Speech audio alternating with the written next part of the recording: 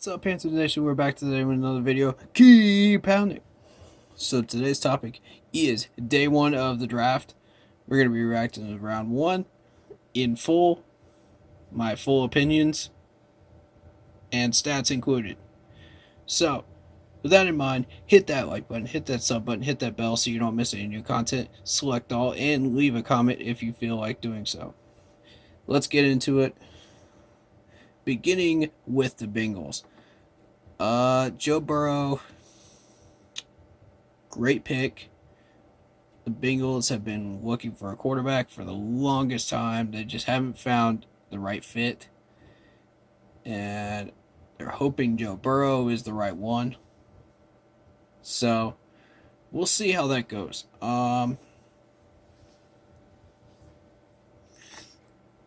He's a quick rhythm passer with an outstanding poise, accuracy, and playmaking ability. That's what ESPN has said about him in particular. He has a knack for getting the ball to his playmakers in their sweet spots. You know, we'll see how that goes. I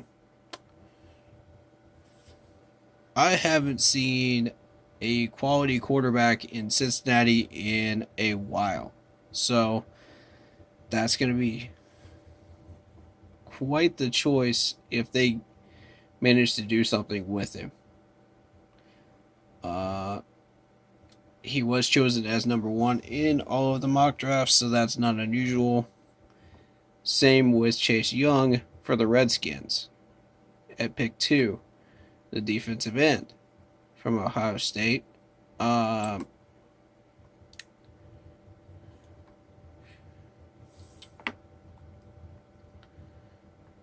And they say he is the best player in the draft, a fortified defensive line that could feature 5 first-round picks.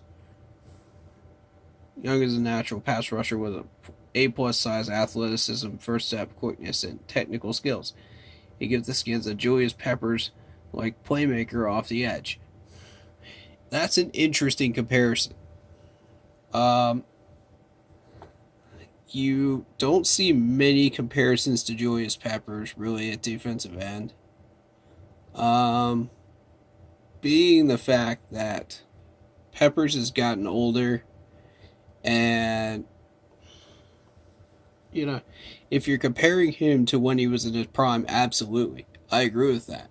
You know, because you look at his videos and what he did at Ohio State, and I'm very familiar with him because I watched him play my Clemson Tigers in the Fiesta Bowl last year.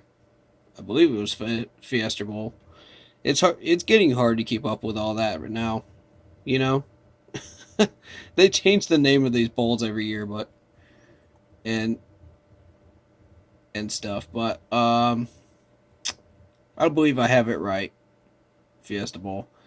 But anyway, I am familiar with him because he wreaked havoc on my Clemson Tigers offensive line. It was rough. It was rough watching it.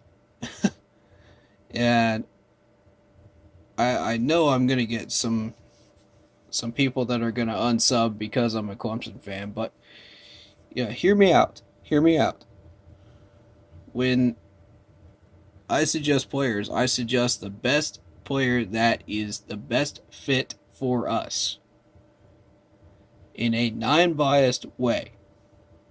If it just so happens to be a Clemson player, it's a Clemson player. You know? Non-biased. I promise. You know?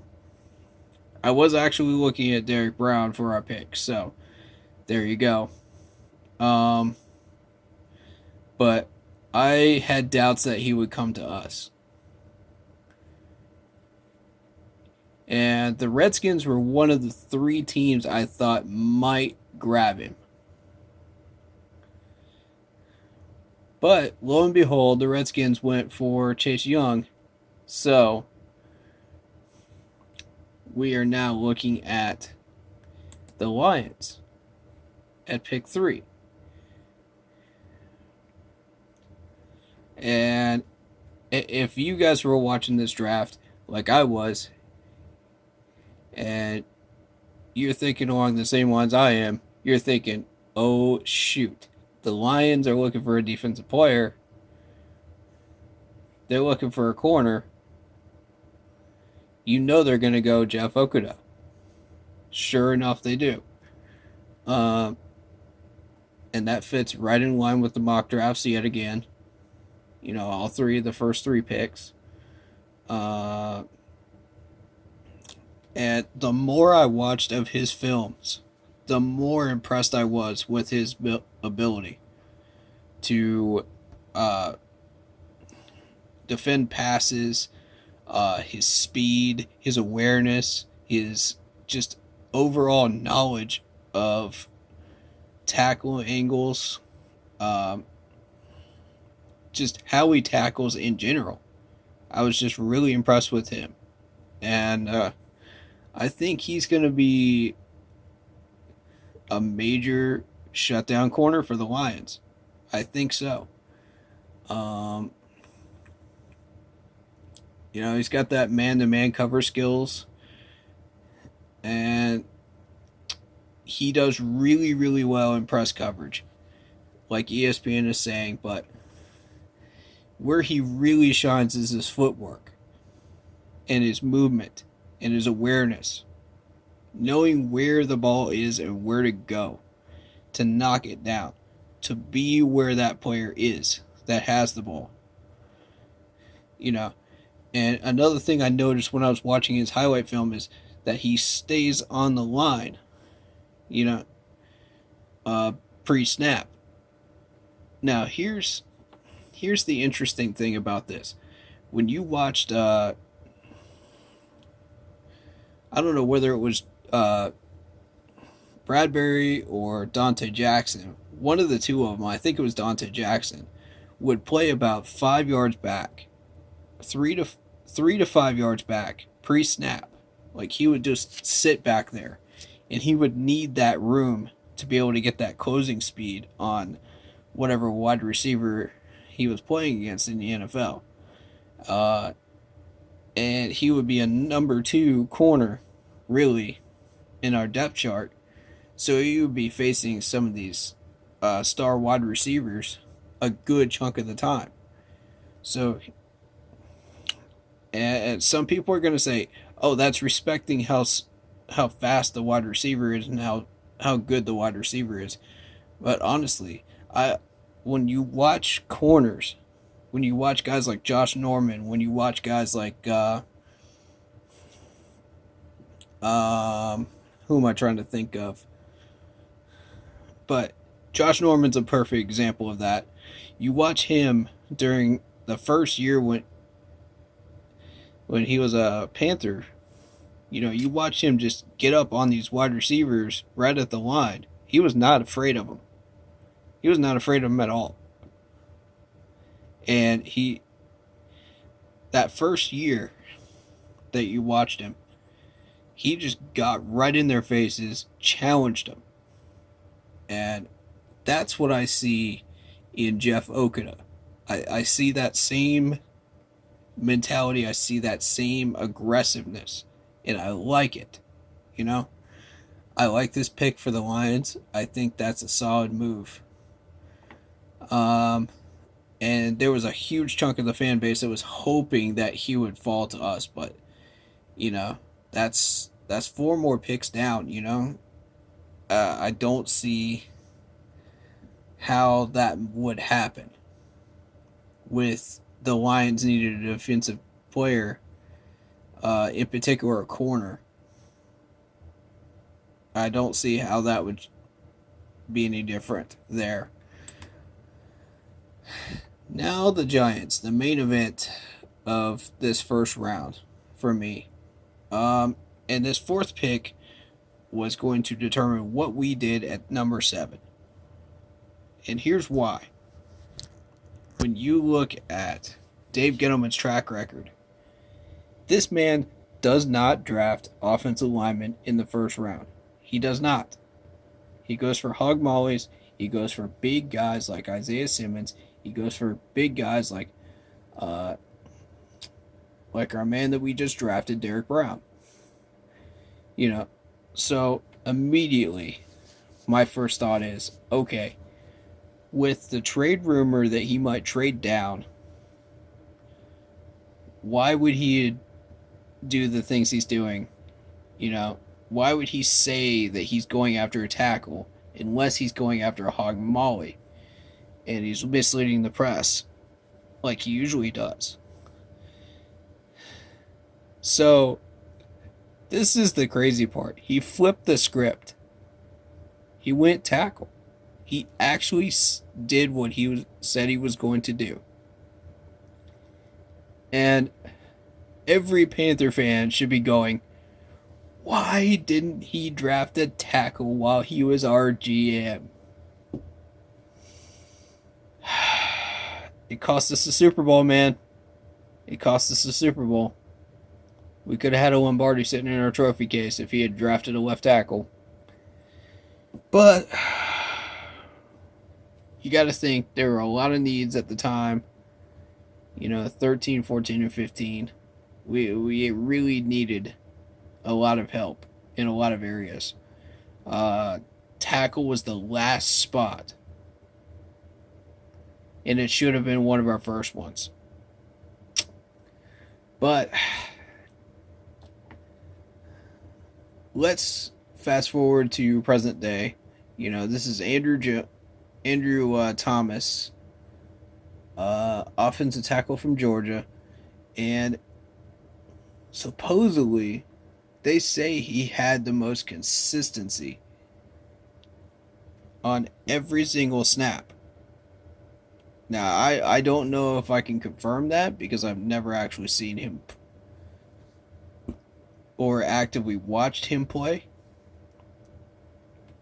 I was focused on watching other players from Georgia at the time. So I didn't really notice him. And that's a good thing. When you don't notice an offensive lineman, they're either doing their job exceptionally well or they're not on the field at all. That's basically how that works. And the fact that I did not notice Andrew Thomas and I was not familiar with the name is a very, very good thing for the Giants.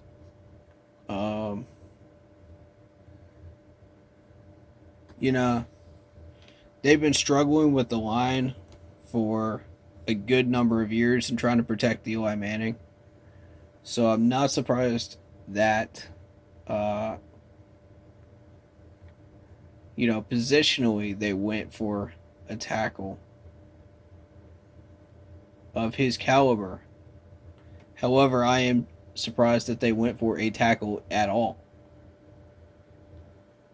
If you know Gettleman's track record, you know this is totally out of character for him. But at the same time, it is in character as well. Because Dave likes to do the unexpected and screw up everybody's draft. He screws up everybody's draft board by doing the opposite of what you expect him to do. It's in his nature. The man's a mastermind. He's 3 steps ahead of everybody. You can always expect that. So, to everybody's shock, he actually did take a tackle. So, I got mixed reactions on that from people blowing up my phone today. Which means everybody that we had on our board, except for Okudah, was available to this point. Now, moving on to the Dolphins. The Dolphins needed a quarterback. They're going to go to that's just obvious. That's obvious. You're not going to look anywhere else but for a quarterback. The Dolphins have just been so bad at quarterback position for the longest time, and they needed somebody that can bring in fresh skills, fresh energy, and they compare him to a young Drew Brees with his accuracy, his touch, and he elevates the play of others with his talent and leadership skills. I believe that. I do believe that, and I agree with that because I've watched him for 2 years now, and the guy's solid. He's solid. I don't know of any real weaknesses he has at the moment, but the guy's real impressive.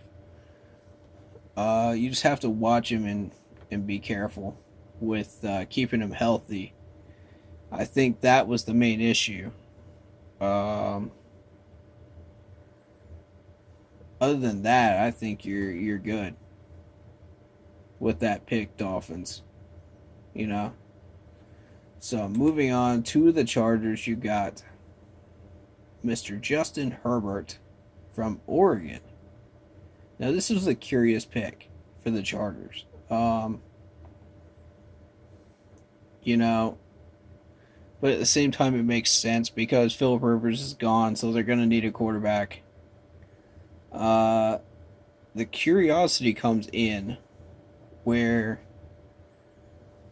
uh he seems to like the stretch bootleg scheme, and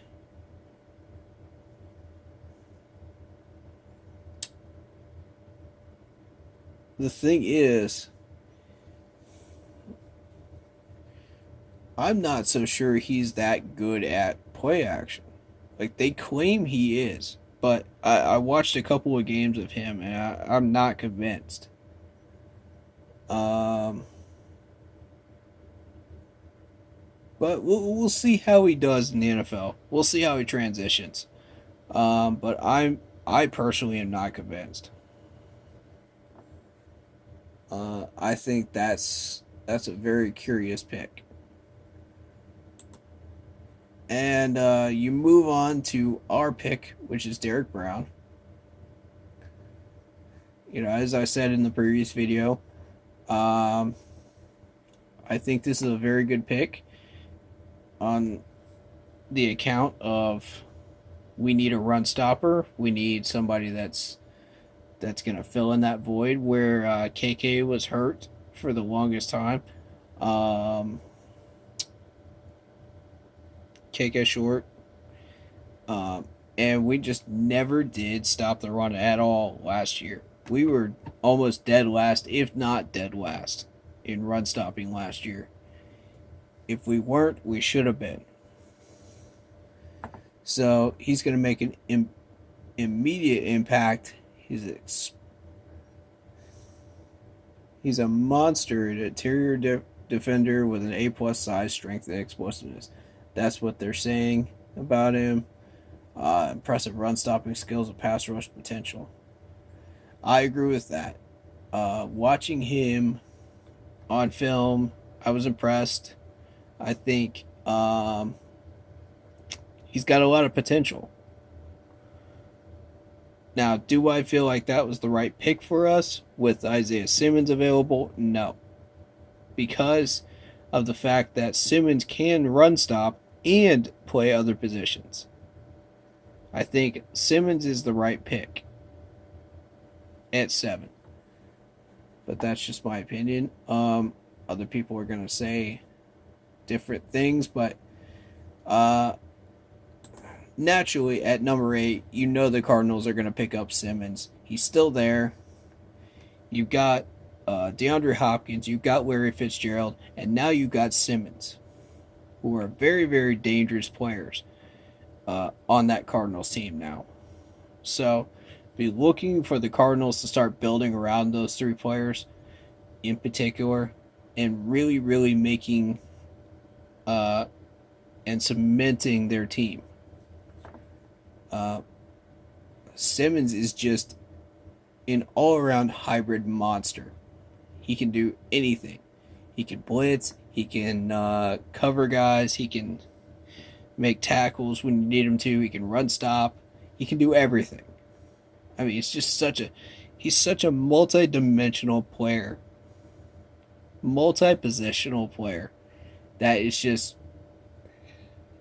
he's like a Luke Kuechly. He's honestly like a Luke Kuechly. That's the best way I know how to describe him. And I've been watching this guy for the time that he's been in Clemson, and I know what he can do. I watched him in the spring game in person twice. Uh, I've been paying attention to him all season long. I know exactly what this guy can do. And he's just such a beast in the second level. He's a quick blitzer. He's everything you want in a linebacker. Everything. Everything.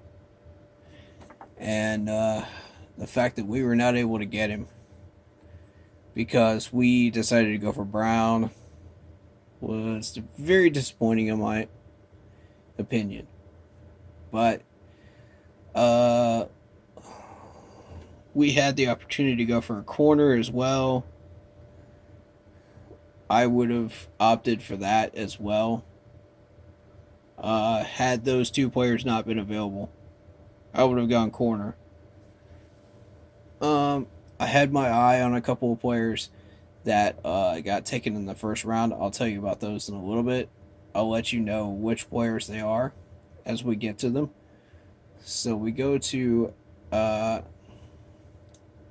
Jacksonville, who got C.J. Anderson. CJ, I don't know about that pick. They say he's a polished corner, natural instincts, awareness, ball skills, and coverage, and effective man zone coverage. Yeah, here's where I had the issue was tackling. But he was arguably the best cornerback in the class. That's what ESPN is saying. I agree with that. Where I had the issue with him was tackling. Just like they said. He would take some bad angles at times. And he would be a bit too aggressive, like Josh Norman was a little bit, and Bradbury, where they would try to go for the big hits rather than just wrapping him up and making sure they get the tackle. But that's what I noticed watching him. But maybe you guys saw something else that I didn't see there. So then you got the Browns taking the tackle from Alabama. Good choice. Any offensive lineman from Alabama is a good choice. I've always said that. They've been the most consistent offensive line in college football for a number of years, and that's not likely to change as soon as with the new recruiting classes and everything. So that's not going to change. The Jets get a tackle from Louisville. Good choice. Now, here's why I say that. If you're looking to rebuild your team, you start with the line. I've said that many, many, many times. And I'll say it again. You start with the line. Good choice. Louisville's always had good offensive linemen, so I think, in recent years, I think that's a great choice. Moving on to the Raiders, the wide receiver Henry Ruggs. I'm not as familiar with him as the rest of the players in Bama, but I have noticed he's more of a vertical receiver, and yeah, he was more of a wide receiver 2, wide receiver 3 for Bama. That's what I noticed when his name popped up after getting some catches and stuff, And after watching him. Um, can he adjust? I think so. It just depends on what the Raiders plan on using him for. You know, um, if you remember last year, the Raiders did take a Clemson wide receiver. So, Hunter Renfro. So that's interesting. It'd be interesting to see how uh, they build chemistry with these wide receivers going forward. So then, this was supposed to be the Colts. There was a three-way trade here. The 49ers traded that to Tampa Bay. So, Tampa used that to get a right tackle, Tristan Wirfs. Good choice. Again, you're going to need protection for Tom Brady. That's always a solid choice.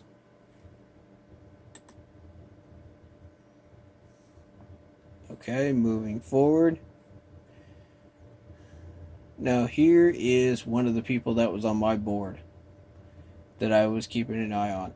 Javon Kinlaw was taken by the 49ers. Now, I thought this guy would drop a little bit further down, possibly the end of the first round, maybe start of the second. He's a very, very good defensive tackle, and I was hoping teams would not notice him. But San Francisco did notice him. They traded with Tampa Bay, so that was part of that trade to get him. And Kinlaw, if you've been watching Gamecocks football, he is a very, very explosive defensive tackle. Like he's so fast.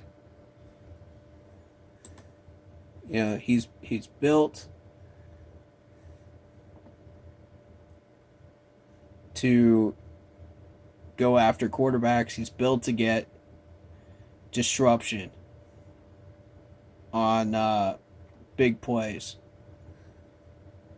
But he can play multiple spots on the defensive line. And that makes him a major threat going forward. And the Niners were looking for a replacement for Buckner. So I think that was a good move. The Broncos, Jerry Jeudy. I'm not familiar with him. He was the third wide receiver they had, if I'm not mistaken. He's more of a slot guy. He's a route runner and a slot guy, really. That's why I didn't really notice him that much. He didn't get many catches, but he had the opportunity to get. He was explosive and he got the job done. Which is typical of Bama wide receivers. So, good pick. I feel like that's a good move for the Broncos. So then you move on to A.J. Terrell from Clemson. Now, this was the main guy I was eyeballing on my radar for this draft. I thought he would drop a lot further than 16. I thought he would be available when we pick it at 38. But apparently the Falcons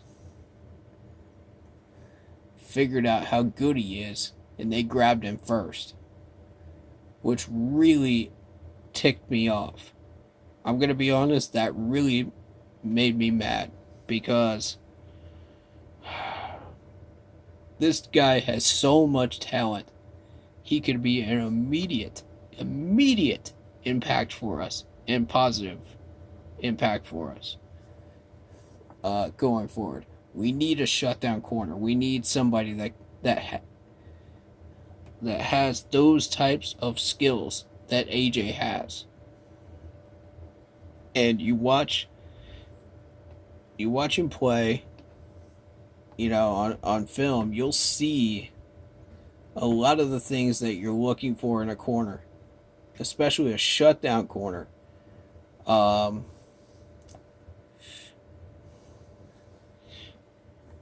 I honestly, I never saw him take a play off. I've never seen him, get lazy. Terrell was just on the ball, like all the time. He was there. He was ready. He might have gotten burned a few times, a handful of times, but he was there. He got the job done, and I was always impressed with him.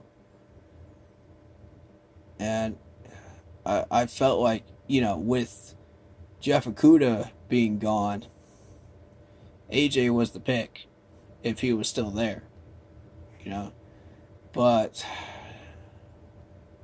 the Falcons got to him first. This isn't the first time they've gotten to a player that I wanted. You know, that that's happened for the last 3 to 4 years. Actually, Falcons have gotten a player that has been on my radar, and that's a weird coincidence, but you know, it is what it is. And I'm not just singling out AJ Terrell just because he's a Clemson man. I'm singling him out because he's actually that good. Like, he is a good fit for us. And as I said in earlier in the video, as a disclaimer, I'm not being biased. I'm saying AJ is a very, very good corner, and he would make an immediate impact for us. Um, so the thing I recognize from his playing ability the most is his pass defense. When you watch him cover these wide receivers, and these are very good wide receivers he's up against, for the most part of the year, he stuck by him. He was there. He was in front of these passes. He was everywhere, and that's the type of talent you want in a corner. Um, and like I said, he just happens to be a Clemson man, and I'm not gonna say no to that when I'm looking at the best available players left. You know. So when I saw the Falcons grab him, that really that got under my skin. I'm not gonna lie, that got under my skin because we're looking at corners, we're looking at defensive tackles, we're looking at linebackers, we're looking at strong safety, you know, and he was pretty high up there on the board for everybody.